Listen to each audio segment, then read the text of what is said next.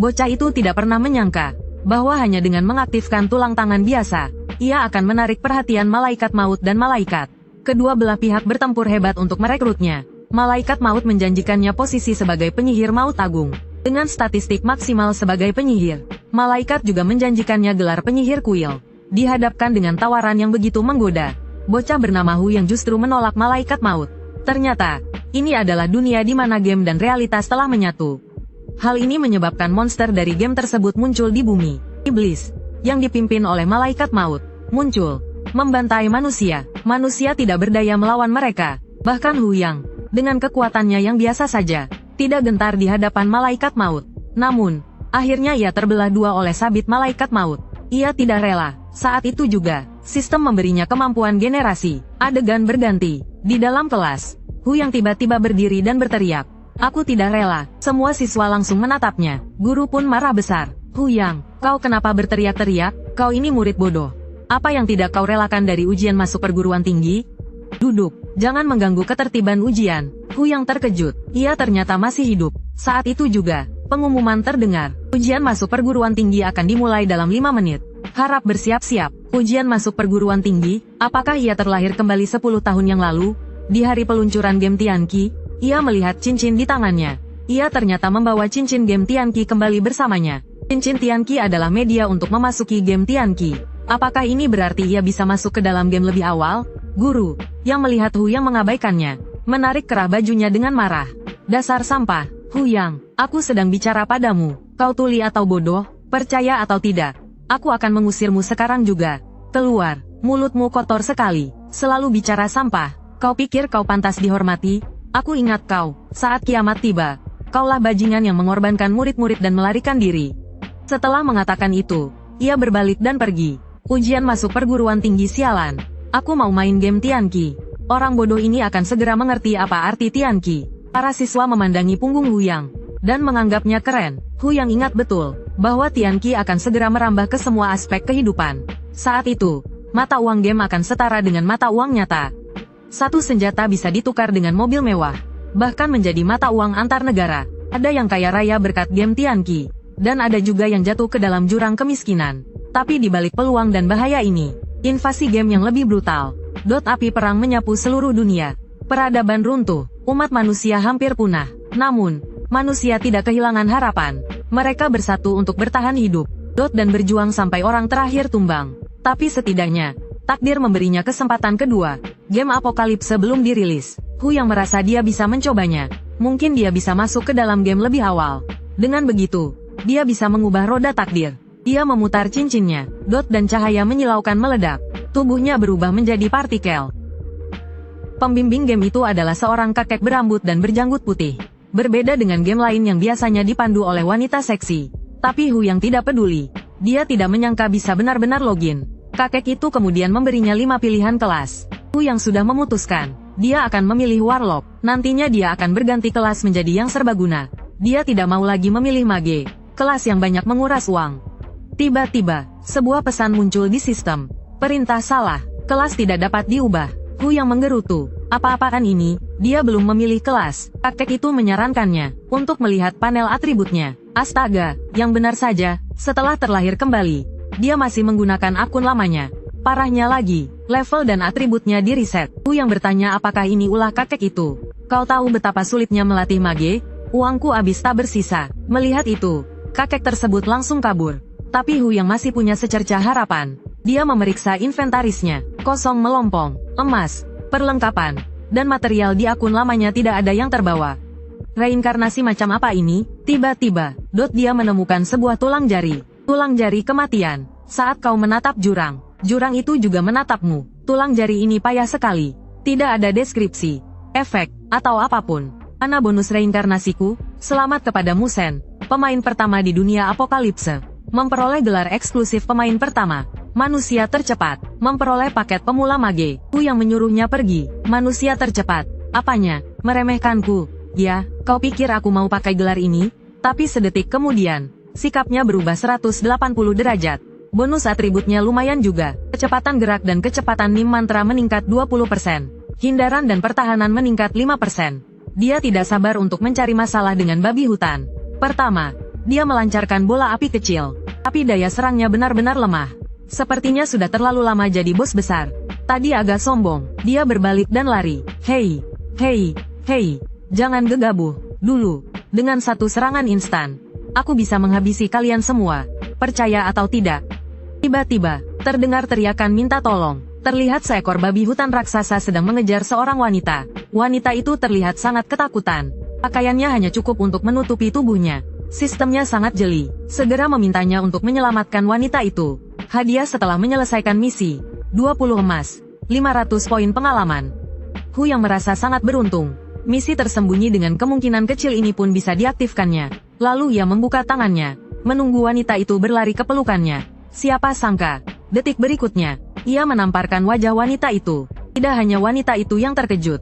Raja babi hutan pun tercengang dengan tindakannya. Satria, kenapa kau? Aku hanya, Hu yang memotong ucapannya, hanya sedang mengumpulkan jamur ketika bertemu Raja babi hutan. Lalu dikejar olehnya. Satria, bagaimana kau tahu? Hu yang langsung menyombongkan diri. Aku juga tahu, waktu kau kecil. Kau memasukkan kata ke dalam gentong air milik pawang tetanggamu. Dan kau tidak memakai celana dalam hari ini. Aku juga tahu kau berpura-pura menggodaku. Lalu memanfaatkan kesempatan. Tiba-tiba, tubuh wanita itu dipenuhi benang merah. Kau tahu terlalu banyak. Lalu ia mengeluarkan tawa yang menyeramkan. Beraninya kau mengintip pikiranku. Matilah kau, manusia, manusia. Hu yang berteleportasi ke belakang Raja babi hutan. Sambil bercanda, ia berkata, Bung babi, kalian main duluan. Raja babi hutan belum sempat bereaksi. Wanita itu sudah menyerangnya. Enyahlah. Mendengar itu, Raja babi hutan murka. Apa dia tidak punya harga diri? Ia pun meraung dan menerjang wanita itu. Namun, Raja babi hutan bahkan tidak menyentuh ujung baju wanita itu.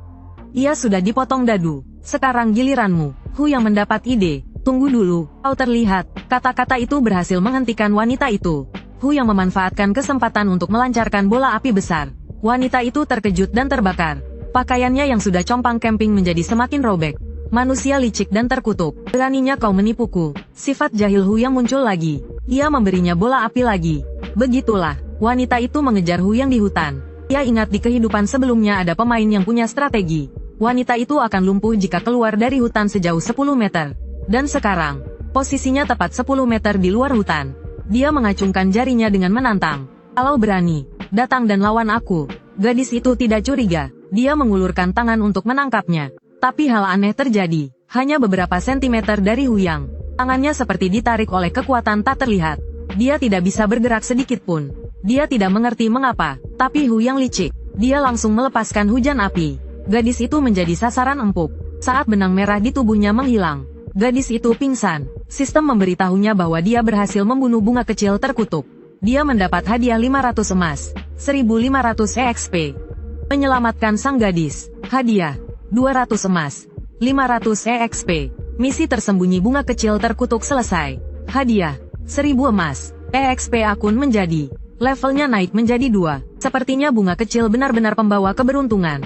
Saat dia hendak melihat hadiah apa yang dijatuhkan bunga kecil, sistem memberitahunya bahwa tulang tangan dewa kematian juga telah naik level. Tapi masih dalam status belum aktif. Untuk mengaktifkannya, dia membutuhkan 3 material. Inti pohon dewa, 3000 perban mumi, dan 3000 porsi darah kering. Hu yang merasa frustrasi. Apa kau serius? Butuh banyak sekali material untuk mengaktifkan satu benda? Saat ini, dia tidak terlalu memikirkannya. Material bisa dikumpulkan perlahan. Dia membantu bunga kecil bangun. Untuk berterima kasih atas penyelamatannya, bunga kecil memberinya tongkat api surgawi dan jepit rambut. Hu yang memang licik. Dia menunggu bunga kecil terkena energi jahat. Kalau tidak, bagaimana dia bisa mendapatkan misi tersembunyi? Dia langsung mengenali tongkat api surgawi sebagai perlengkapan ungu. Nanti dia akan pergi ke desa pemula untuk mengidentifikasi kualitasnya. Misi tersembunyi ini memang menguntungkan. Kemudian, sistem memberikan misi untuk mengantar bunga kecil kembali ke desa. Hu yang menerimanya tanpa ragu. Saat menggendong bunga kecil, Hu yang langsung berubah mesum. Sentuhan kenyal ini, luar biasa. Tianqi tetaplah Tianqi yang dulu. Dia segera tiba di desa pemula. Desa itu ramai. Kakek, aku kembali. Ternyata bunga kecil adalah cucu kepala desa. Bunga kecil berterima kasih kepada Hu yang karena telah menyelamatkannya. Kalau tidak, dia mungkin tidak akan pernah melihat kakeknya lagi. Tao Tao, pejuang pemberani ini. Terima kasih. Tao Tao, izinkan aku memperkenalkan diri. Tao Tao, berhenti. Tao Tao, letakkan kuacinya kembali. Tao Tao, Tak perlu basa-basi, cepat berikan misinya. Kalau tidak didesak, kakek tua ini akan terus mengunyah kuaci. Dan kebanyakan omong kosong, siapapun pasti tidak tahan. Masih ada sisa energi iblis di dalam tubuh Xiao Hua. Dia butuh darah mayat hidup yang terinfeksi iblis untuk membersihkannya sepenuhnya. Setelah menerima misi, Hu yang bergegas pergi. Pertama, dia pergi ke toko ramuan. Penyihir yang akan berburu monster. Tentunya harus bersiap-siap agar lebih aman. Yo, datang lagi. Adik kecil, penjaga toko adalah seorang wanita seksi. Hu yang merasa sedikit kewalahan. Dia segera mengatakan butuh 28 ramuan biru kecil. Ramuan biru kecil harganya 50 koin emas per botol. Dia langsung membayar 1.200 koin emas. Itulah mengapa Hu yang berpikir kalau bukan orang kaya, jangan main penyihir. Tiba-tiba, sebuah aroma harum menyeruak. Adik kecil, cuma mau ramuan biru, tidak mau kakak juga, kakak sedang senang hari ini. Bisa kasih diskon 50% loh. Hu yang bergidik ngeri mendengarnya. Tidak usah, tidak usah. Bercanda saja, dia tidak berani macam-macam dengan tukang besi berotot itu. Kau menggumamkan apa, nak? Tidak ada apa-apa, maksudku. Tuan tukang besi, Anda gagah perkasa. Tolong berikan saya kartu identifikasi. Semoga Anda dan apoteker langgeng selamanya. Anak pintar, Hu yang mencari sudut yang tenang. Identifikasi ini lebih menegangkan daripada judi batu di dunia nyata. Nantinya akan ada orang yang khusus melakukan ini. Dia memutuskan untuk mempertaruhkan masa lajang tuan tukang besi selama 10 tahun.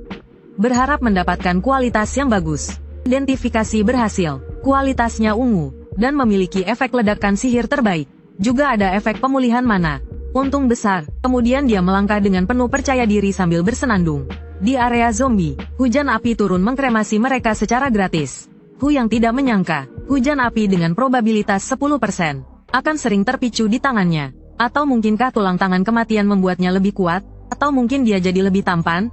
Dia dengan cepat mengumpulkan 6.000 darah kering. Server akan segera dibuka. Membayangkannya saja sudah seru. Ratusan orang akan berebut satu zombie. Adegan itu, gaga, waktu menunjukkan pukul 12. Semua orang mulai memutar cincin mereka. Hanya sebentar, desa pemula dipenuhi cerita tentang mendekati apoteker. Banyak orang yang pengalamannya malah jadi negatif karena dibunuh tukang besi. Segera ada orang yang mengatakan di obrolan dunia kalau mereka tidak melihat mayat hidup. Hu yang mulai mendirikan lapak. Dia ingin menjual barang-barangnya untuk mereka yang mengeluh di obrolan dunia. Biarkan mereka menunggu 1,5 jam. Nanti gamenya akan diperbarui. Dia memperkirakan, barang-barang ini setidaknya bernilai 30.000. Setara dengan upah per jam 30.000. Jauh lebih baik daripada kerja paruh waktu. Setelah dilihat lebih dekat, si licik ini sudah level 4. Dia benar-benar selangkah lebih maju. Dia kemudian mulai berteriak, barang tidak bagus, harga tinggi, jangan lewatkan kesempatan ini. Lihat si bodoh itu, tidak berburu monster untuk naik level. Malah berjualan di sini. Jualan apa sih? Benar, menyebut dirinya dewa kayu. Kurasa dia dewa kayu gila. Hu yang terkekeh. Aku ini menyembunyikan levelku. Tiba-tiba, sepasang kaki jenjang muncul di hadapannya. Barang tidak bagus. Harga juga tinggi. Hu yang tertegun. Ternyata itu Ting Sue Wan Er. Kemunculannya langsung membuat semua orang terpesona. Kaki yang indah, ditambah dengan wajahnya yang cantik jelita. Aku rela menukar 100 tahun umur teman di sampingku agar dia menjadi pacarku. Ting Sue Wan Er adalah penyihir yang akan masuk 10 besar di masa depan. Dia juga adalah komandan tertinggi di salah satu zona Tiongkok setelah kedatangan Wahyu. Guild Ting Sue Xiaozu yang dia dirikan juga didukung oleh pemerintah. Di awal Wahyu, fitur penyesuaian penampilan pemain belum tersedia. Jadi penampilan dan bentuk tubuh pemain 100% sama dengan aslinya. Sepertinya penampilan dan bentuk tubuh Wan Er di dunia nyata juga luar biasa. Hu yang tidak menyangka akan bertemu Dewi ini di sini. Dia terlihat sangat imut. Mungkin inilah kesenangan dari sistem pengembangan karakter. Pria semua sama saja. Kau berteriak-teriak begitu semangat. Aku ingin lihat apa yang kau jual. Ini baru awal permainan. Tapi dia sudah punya banyak perlengkapan dan darah zombie. Semua orang berebut monster di zona zombie. Dari mana dia mendapatkan semua barang ini? Nona, mau beli apa? Berapa harga semuanya? Hu yang berkata karena dia cantik. Totalnya 54.800. Ku bilang saja 55.000. Ting Sue Wan Er tercengang mendengarnya. Biasanya ada diskon kalau beli semuanya. Tapi ini malah lebih mahal. Hu yang menyeringai. Kalau merasa kemahalan, ada cara untuk mendapatkan diskon. Biarkan aku menyentuh kakimu. Akan ku diskon 20%. Cabul, tidak tahu malu. Hu yang yakin dia akan setuju. Kalau tidak mau, ya sudah. Toh, kesempatan sudah kuberikan. Kesempatan tidak datang 2 kali. Ting Sue Wan Er juga bukan orang bodoh. Dia tahu Hu yang sengaja menipunya. Meskipun Ting Sui Xiaozu tidak kekurangan uang, tapi, saat itu juga, sebuah suara terdengar dari kejauhan. Aku tawar 100.000, aku ambil semua barang ini. Hu yang melihat, orang yang sudah dikenalnya, ternyata itu si gila dewa perang. Dia merasa sedikit geli, orang ini sangat berkesan baginya. Di kehidupan sebelumnya, orang ini sering menindasnya, mengandalkan posisinya sebagai ketua guild gila, dan sebagai salah satu dari 10 pejuang teratas di server. Dia sering merampas bos dan membunuh pemain lain dengan semena-mena. Beberapa kali senjatanya dan perlengkapannya dihancurkan olehnya. Karena itu, levelnya tertinggal dari pemain lain. Tapi di kehidupan ini, tunggu saja kau, gila dewa perang. Apa maksudmu? Aku dan penjualnya sudah sepakat. Nona kecil, kalau belum ada transaksi, berarti belum sah. Penawar tertinggi yang menang. Itu wajar, kan? Dia pikir Ting Sui Waner memang cantik, tapi dia tidak akan membiarkannya merebut perlengkapannya. Ting Sui Waner langsung menawar 150.000. Aku tawar 200.000. Tepat transaksi. Hu yang senang menonton drama ini. Kelompok seperti Ting Sui dan gila dewa perang yang sudah siap sedia, rela mengeluarkan banyak uang untuk membeli perlengkapan demi mendapatkan Feskil di Dunggeon. Maaf, Feskil milikku. Ting Sui Waner juga mulai berpikir, 200.000 sudah terlalu mahal. Tapi jika mendapatkan perlengkapan ini, kekuatan pemain inti guild akan meningkat pesat. Di awal permainan, mereka bisa dengan mudah mengalahkan guild lain. Aku tidak boleh melewatkan kesempatan ini, apalagi membiarkan gila dewa perang mendapatkannya. Ting Sui Waner tiba-tiba tersipu malu. Sesuai kata-katamu tadi, 10 kali, lalu transaksikan padaku. Lagi pula ini hanya di dalam game, tapi Feskil di Dunggeon harus kita dapatkan. Hu yang tidak menyangka dia benar-benar setuju. Kau yang bilang begitu, jangan ingkar janji ya. Lalu dia mulai mengusir. Dengar, aku mau menjual ini ke nona cantik ini. Kalian pergi saja sana. Apa? Kau tahu siapa aku? Berani bicara begitu padaku? Kau cari mati? Peduli amat. Jangan ganggu aku berjualan di sini. Pergi. Ini membuat gila dewa perang sangat marah. Dia langsung mengancam. Beranilah keluar dari zona aman. Bos, jangan marah. Nanti setelah keluar desa, kita habisi dia. Setelah keluar desa, akan kuhajar kau sampai babak belur. Di dalam hutan, terdengar suara-suara yang mengundang imajinasi. Jangan. Apa ini benar-benar boleh? Alah, biasa aja. Sekali mencoba, 2 kali terbiasa. Lain kali kita transaksi lagi ya. Dasar pria brengsek, ogah transaksi lagi sama kamu. Tenang saja, pasti ada lain kali. Lain kali aku mau pegang sepuasnya. Xiao Waner, kau takkan bisa lepas dariku. Wajah Ting Sui Waner memerah. Meskipun dewa kayu ini mesum, tapi tadi, aku tidak pernah rugi. Diskon 20%, jadi 120.000. Bayar di muka, barang langsung dikasih. Mana uangnya? Cuma pakai uang? Aku. Itu, Hu yang langsung menyudutkannya ke pohon. Itu apa? Kau mau menepati janji soal pegang paha? Nona cantik, kalau begitu aku takkan sungkan. Jangan, aku tidak. Jadi kau mau ingkar janji? Aku, Ting, sudahlah, aku mengalah saja. Kita transaksi saja, anggap saja kau berhutang padaku. Apa ini tidak apa-apa, aku dan orang gila memang bermusuhan. Anggap saja membantumu adalah hal yang mudah.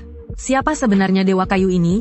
Dia bisa mendapatkan begitu banyak persediaan di awal. Lagi pula, dia sendirian dan sudah menyinggung orang gila dan kelompoknya. Jika perlu, kita bantu dia saja. Adegan berganti, Hu yang pergi ke rumah kepala desa untuk menyelesaikan misi. Terima kasih, pahlawan. Dengan darah kering ini, energi jahat yang mengganggu Xiao Hua bisa dihilangkan. Ngomong-ngomong, banyak penduduk desa yang diserang monster. Perbannya agak kurang. Sudah, jangan makan kuaci terus. Cuma cari perban saja, kan? Hu yang tiba-tiba teringat 400 poin potensial yang belum digunakan setelah naik level. Dia menambahkan semuanya ke serangan sihirnya. Dalam hal pengalaman, lili, dan emas, dia sudah jauh meninggalkan para pemula. Memang aku Dewa Hu.